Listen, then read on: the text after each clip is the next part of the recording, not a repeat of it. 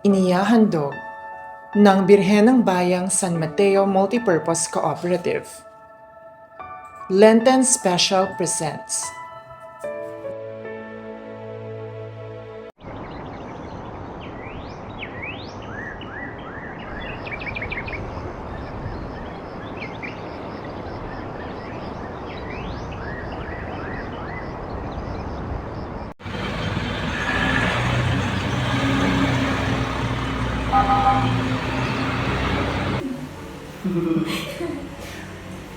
Aba, mukhang masaya yung araw natin ngayon Anong meron?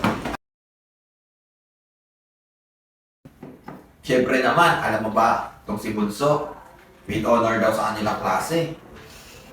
Talaga. Galing-galing naman ang bunso natin. Siyempre, kuya, mana ako sa'yo. Napaka-cool, pareho lang kayong magaling. Manang-mana kayo kay tatay at kay nanay. Hindi, mas magaling pa rin ako. O siya, mamaya na yung bulan nyo. Halika mo na Bunso, at tulungan mo akong magbasta ng ating. Busin ko lang itong kape ko. Tulong na rin ako.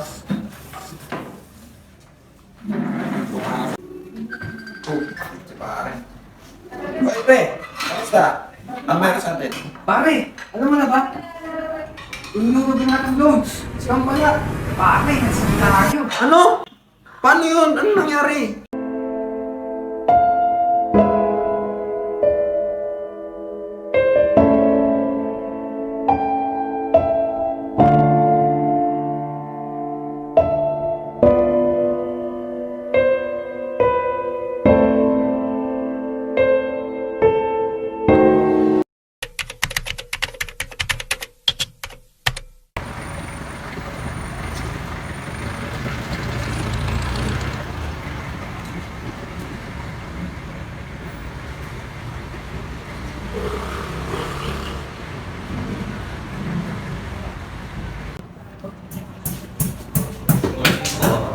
Magulog po siya. Check out.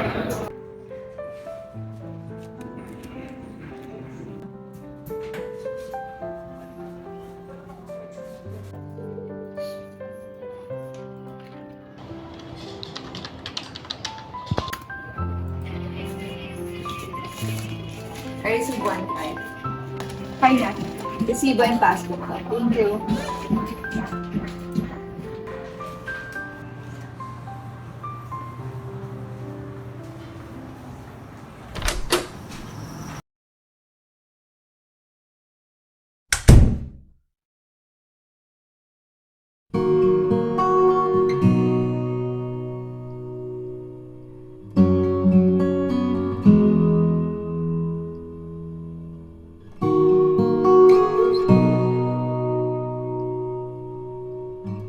Nalate lang po ako. Hoy, mag-ingat ka. Mag-ingat ka na mabuti. Thank you po, thank you po. Bigay ko na yung pakay mo. Ingat, ingat. Audrey! Audrey, may naiwan ka! Audrey! Ano to?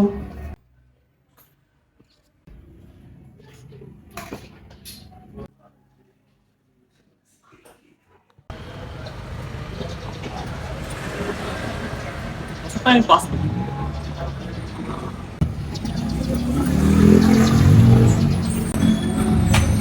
Ano, naiwan ko ata sa bahay. Wala. Ang babalikan ko pa.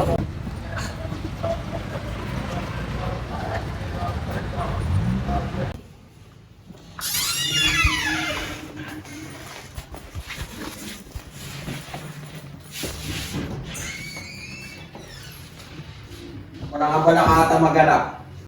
Ito ba yung hinahanap mo? Uy, kuya, yan nga po yung naiwan ko pa rin na. Ilang beses ko bang uulit-ulitin na huwag kayong sasali sa ganyan? Kuya, para sa amin lang itong ginagawa ko ito. Wala akong pakialam kahit sa atin yan. Alam mong masama yan, di ba? Umalis ka na sa samahan na yan habang maaga pa. Bakit niyo po tinututulan yung pagsali ko po sa mga samahan to? Alam mong napakadelikado niyan, masasayang ang pera mo dyan. Ano nga pong dahilan? Dahil nga dati, na-scam ako sa ganyan. Kuya. Ano nangyari sa atin ngayon? Wala Kuya. tayong kapera-pera. Kuya, makinig ka sa akin. Porkit isang ilog ay napakaduling. Huwag mong ikumpara yun sa buong karagatan. Huwag mong ikumpara yung nakaraan mo sa kasalukuyan natin. Para sa atin po to, alam niyo naman po marami tayong problema sa pera, di po ba?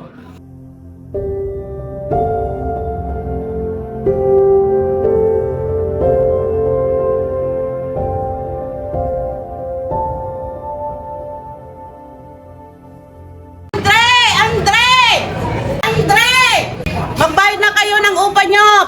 Pagod na ako sa mga dahilan mo. Ay! Maningini kayo po pala. Pasensya na po. Kasi medyo nagigipit lang po kami ngayon. Nagbayad din po kasi ako ng tuition ng mga bata. Hindi mo ako pwede hindi babayaran dahil ilang beses ko na kayong pinagbigyan. Pangako ko po, bibigay ko rin po sa inyo agad. Pasensya na po. Sana po mapagbigay niyo po kami. Pasensya na po. Opo! Opo! Ay, Boss, kilala ko po si Andre Pisaris. ay ako po yun. Ako po po yun. Ilan po bill niyo sa Meralco, boss? Pangalawang bill niyo na po yan. Pag dito po nabayaran po yun, mapuputulan na po ngayon. Sige po kuya. Ito na rin po yung bill niyo sa Manila Water. Sinabay ko na rin po. Sige po kuya. Salamat po ah. Sige po, bayaran ko na lang po.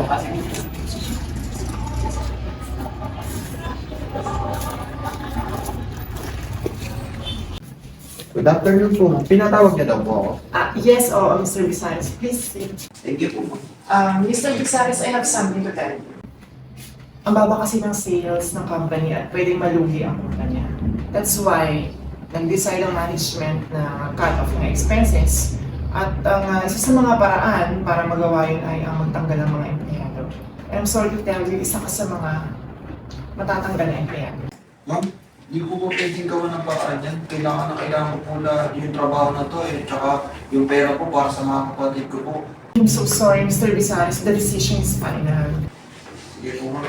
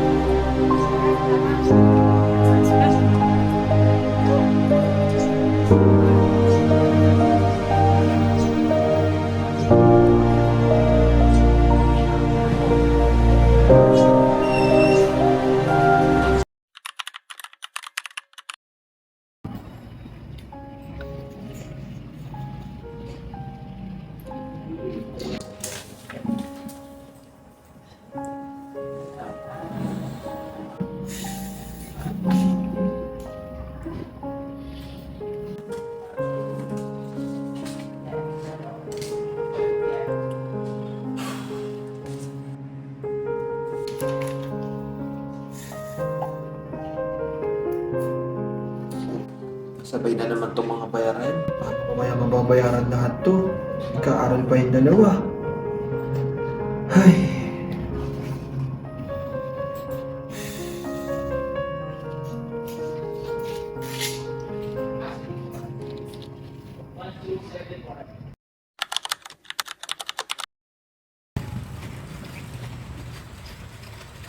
Kuya, ano ka ba? Oh, ano yun? Natanggal si Kuya sa trabaho. Ha? Nagkasabay-sabay na rin ang bills natin, pati yung utang. Sige. Huwag mag-alala. Kahit yung mga problema na yan, ako bahala dyan.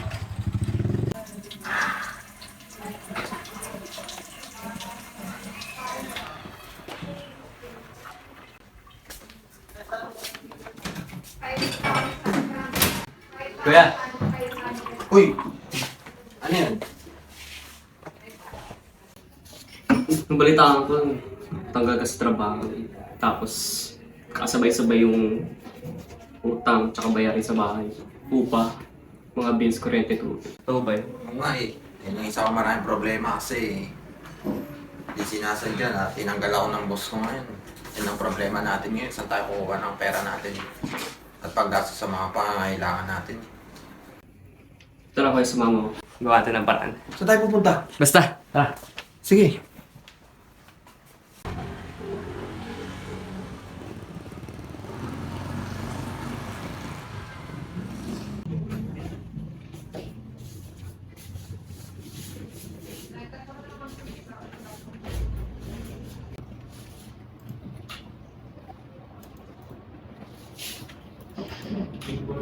Morning po. Meron na po ba kayong form, sir? Kuha po kayo ng form doon, tapos pakifill up na din po. Ito lang po. I-check ko lang, sir.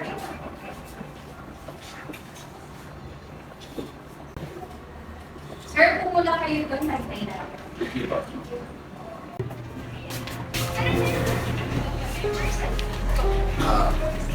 Digo, salamat nga pala sa tulong ng ayan napakalaki para sa ating magkakapatid.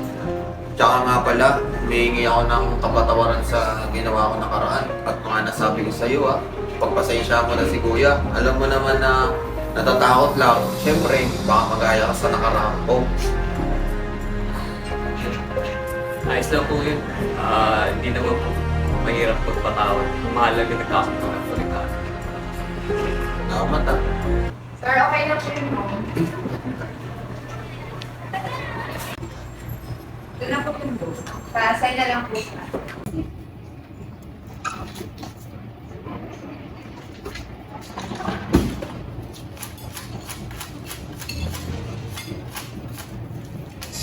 $10,000 po. 1,